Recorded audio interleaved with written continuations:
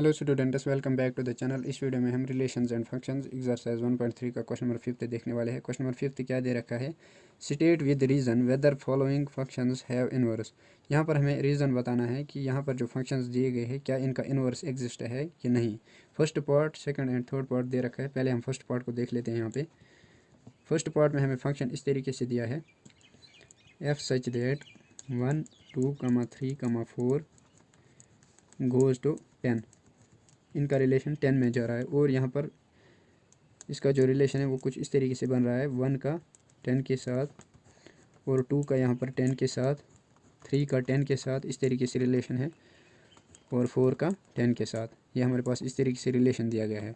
तो यहाँ पर इन्वर्टेबल फंक्शन का यूज़ होगा। इंट्रोडक्शन में मैंने पढ़ाया है। अगर आपने इंट्रोडक्शन अभी तक नहीं देखा है तो इंट्रोडक्शन जा करके देखो, उसके बाद आपको इसके क्वेश्चंस एक्सरसाइज 1.3 के अच्छे से समझ में आएंगे। इन्वर्टेबल फंक्शन में क्या होता था, डोमेन जो है वो कोडोमेन बन जाता था, कोडोमेन जो है वो डोमेन बन जाता था। और हम वहाँ पर मैंने और एक बात भी बताई थी, जो फंक्शन हमारे पास 1 भी होगा, ऑन टू भी होगा, मतलब बाइजेक्टिव फंक्शन जो होगा हमारे पास, वो हमारे पास उसका इन्वर्स हमारे पास एग्जिस्ट करेगा, मतलब वो इन्वर्टेबल फंक्शन होगा। तो यहाँ पर इन्वर्टेबल फंक्शन वही होगा जो 1 होगा, ऑन टू भी होगा। तो यहाँ पर हम इसका पहले ओवल बना लेते हैं। यहाँ पर मान लो इस सेट का यहाँ पर 1 2 3 एंड 4 इसका यहाँ पर ये वाला बना लिया, और यहाँ पर इस सेट का यहाँ पर 10 है। तो रिलेशन इस तरीके से दिया गया है, 1 का 10 के साथ, 2 का यहाँ पर 10 के साथ, 3 का यहाँ पर 10 के साथ, 4 का भी यहाँ पर 10 के साथ, इस तरीके से रिलेशन दिया गया है।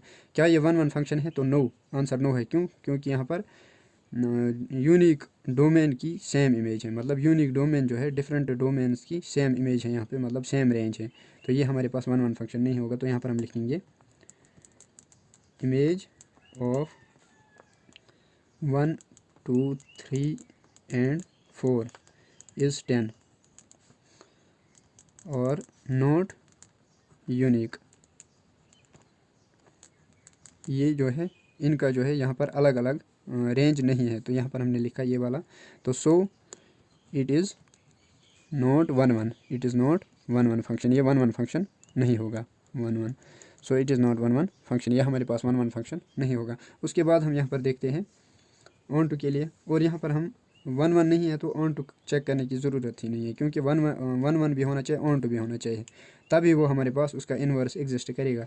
तो यहाँ पर हम लिखेंगे it is not invertible function, ये इन्वर्टेबल फंक्शन नहीं है, मतलब इसका इन्वर्स नहीं होगा। इन्वर्टेबल फंक्शन, ये इन्वर्टेबल फंक्शन नहीं है। आप इन्वर्टेबल लिख सकते हो, इन्वर्सेबल भी लिख सकते हो। उसके बाद हम सेकंड पार्ट पर आते हैं। क्या इसका इन्वर्स देखते हैं, इसका इन्वर्स है कि नहीं। यहाँ पर दे रखा है जी सच दैट 5 6 7 8, इसका रिलेशन दिया गया है यहाँ पर इस सेट के साथ, 1 2 3 4 इसके साथ, और रिलेशन इस तरीके से दिया गया है, जी इक्वल्स टू, मतलब 5 का यहाँ पर 4 के साथ है रिलेशन, 6 का यहाँ पर 3 के साथ, और 7 का यहाँ पर 4 के साथ है रिलेशन, 8 का यहाँ पर 2 के साथ। तो ये फंक्शन अगर हमारे पास 1 ऑन टू आ गया, मतलब बाइजेक्टिव अगर ये है, तो यहाँ पर ये इसका इन्वर्स होगा। तो यहाँ पर हम इसका लिख सकते हैं, यहाँ पर सेट लिख सकते हैं, यहाँ पर 5 6 7 8 इसका सेट होगा, और इसका रिलेशन किस में जा रहा है, इस सेट में 1 2 3 एंड 4। किस तरीके से रिलेशन है वो यहाँ पे दे रखा है, 5 का यहाँ पर 4 के साथ, 6 का यहाँ पर किसके साथ है, 3 के साथ, 7 का 4 के साथ, और 8 का यहाँ पर 2 के साथ, इस तरीके से रिलेशन दिया गया है। तो यहाँ पर अगर हम देखिए तो ये 1 फंक्शन नहीं होगा। क्यों? क्योंकि यहाँ पर अगर हम देखिए, यहाँ पर 5 एंड 7 इनकी जो इमेज है वो सेम है, मतलब दो डिफरेंट डोमेन्स की यहाँ पर रेंज जो है वो सेम है, तो ये हमारे पास 1 फंक्शन नहीं होगा। तो यहाँ पर हम लिखेंगे इमेज ऑफ 5 7 और 4 इट इज़ नॉट यूनिक, ये मतलब डिफरेंट नहीं है इनकी image, not unique, so it is not 1 so it is not 1 function. अगर ये ऑन टू होगा भी, मतलब 1 नहीं आया, तो इसका इन्वर्स एग्जिस्ट नहीं करेगा। अगर ये ऑन टू आ गया भी, फिर भी हमारे पास ये बाइजेक्टिव होना चाहिए था, मतलब 1 भी होना चाहिए था, ऑन टू भी होना चाहिए था। ऑन टू अगर ये होगा भी तो 1 नहीं है, तो यहाँ पर हम लिखेंगे it is not 1 so it is not invertible function, इसका इन्वर्स एग्जिस्ट नहीं करेगा। इन्वर्सेबल फंक्शन, ये हमारे पास इन्वर्सेबल फंक्शन नहीं कहलाएगा। उसके बाद हम आते हैं थर्ड पार्ट पर। थर्ड पार्ट में क्या दे रखा है, एच सच दैट, इस तरीके से ये वाला सेट दिया गया है 2 3 4 5। इसका रिलेशन दिया गया है यहाँ पे 7 9 11 एंड 13।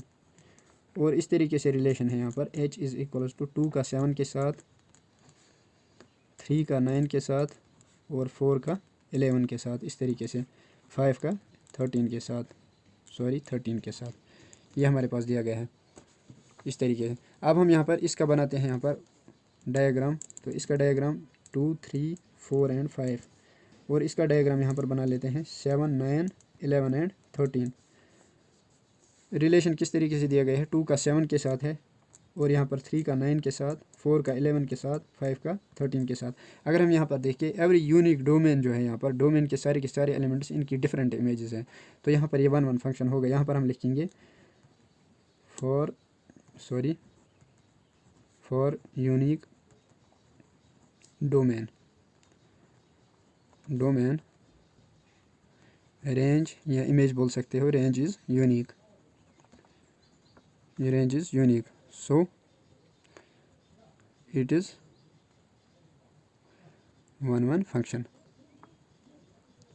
ये 1 1 फंक्शन होगा। तो ये 1 1 फंक्शन हमारे पास होगा। उसके बाद हम देखते हैं ऑन टू के लिए। ऑन टू फंक्शन के लिए क्या होता था हमारे पास, ऑन टू फंक्शन के लिए हमारे पास रेंज जो है वो इक्वल टू होना चाहिए कोडोमेन के, रेंज इक्वल टू होना चाहिए कोडोमेन के, रेंज इक्वल टू होना चाहिए कोडोमेन के। अगर हम यहाँ पर देखिए हमारे पास रेंज जो है, रेंज के एलिमेंट्स क्या है हमारे पास, देखो रेंज के एलिमेंट्स है हमारे पास 7 9 11 एंड 13। ये हमारे पास रेंज के एलिमेंट्स हैं। और कोडोमेन के एलिमेंट्स क्या है हमारे पास, कोडोमेन के एलिमेंट्स मतलब इस सेट में सारे के सारे जितने भी एलिमेंट्स है वो हमारे पास कोडोमेन के एलिमेंट्स कहलाएंगे। अगर यहाँ पर और एक एलिमेंट होगा जो कि रिलेशन में नहीं होगा तो वो भी कोडोमेन में आता। तो यहाँ पर हमारे पास कोडोमेन कौन से एलिमेंट्स हैं, 7 9 11 एंड 13। ये हमारे पास कोडोमेन के एलिमेंट्स है 7 9 11 एंड 13। अगर हम यहाँ पर देखिए रेंज जो है, रेंज के एलिमेंट्स जो है वही कोडोमेन के एलिमेंट्स हैं, मतलब रेंज इक्वल टू कोडोमेन है। तो यहाँ पर हम लिखेंगे so it is 1 1, so it is onto function, ये ऑन टू फंक्शन होगा। तो ये 1 1 प्लस ऑन टू है, मतलब यहाँ पर हम लिखेंगे it is 1 1 plus onto. ये 1 1 प्लस ऑन टू है, मतलब 1 1 प्लस ऑन टू, या आप बोल सकते हो बाइजेक्टिव, इसका दूसरा नाम है बाइजेक्टिव। ये बाइजेक्टिव फंक्शन है। तो यहाँ पर हम लिख सकते हैं सो इट इज़ इन्वर्सिबल फंक्शन। यह हमारे पास इन्वर्सिबल फंक्शन होगा। आई होप आपको ये क्वेश्चन अच्छे से समझ में आ गया होगा। अगर आपको ये क्वेश्चन अच्छे से समझ में आ गया है तो इस वीडियो को एक लाइक और चैनल को सब्सक्राइब ज़रूर करना। Thanks for watching math classes.